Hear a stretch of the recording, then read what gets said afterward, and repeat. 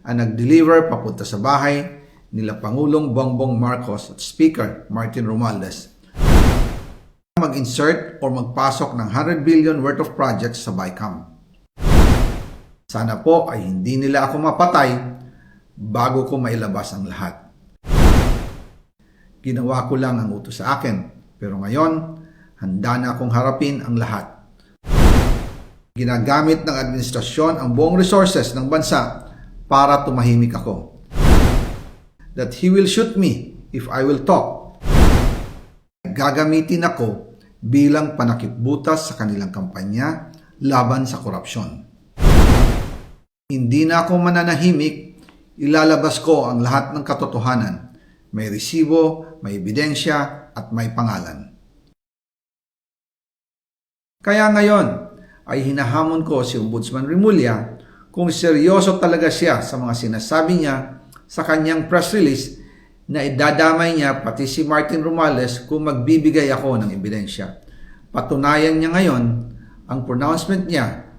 Imbestigahan niya ang fraternity Brad at ang kanyang kaibigan na si Speaker Martin Romualdez kung talagang tutupad siya sa tungkulin niya. Imbestigahan din niya si President Bongbong Marcos. Sabi nga ni BBM nung SONA, let's do it right at mahiya naman kayo, hindi po ba? Nananawagan din po ako sa Senado na imbestigahan ang 100 billion insertion ni Presidente. Alam ko po na hindi gagawin ni Ombudsman Remulla ang hamon ko.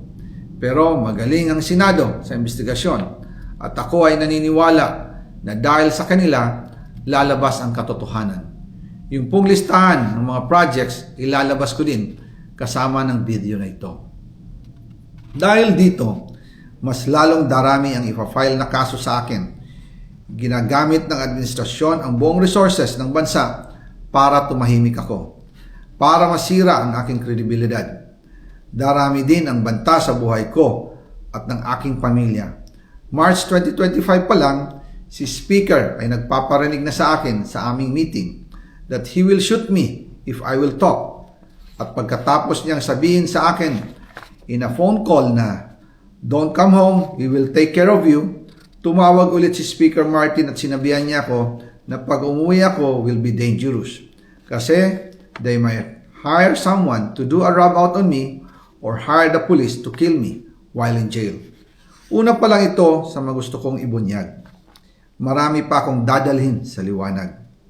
Isa na dito ay yung kay Henry Alcantara, ang DPWH boys, ang sinasabi nilang halaga sa ICI ay 21 billion. Hindi po totoo yan.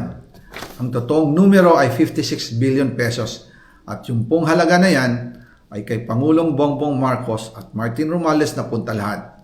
Ilalabas ko po ang buong detalye sa darating na mga araw. Kaunting pasensya pa po. Sana po ay hindi nila ako mapatay bago ko mailabas ang lahat. Sa inyong lahat sa Pilipinas, lalong-lalo na sa aking pamilya, taos-puso akong humihingi ng paumanhin. Ginawa ko lang ang utos sa akin, pero ngayon, handa na akong harapin ang lahat. Uulitin ko po, yung pong pera, wala pong napunta sa akin. Dumaan lang po ang pera sa akin para i-deliver kay Speaker Martin Romualdez at Pangulong Marcos. Salamat sa inyong pag-unawa.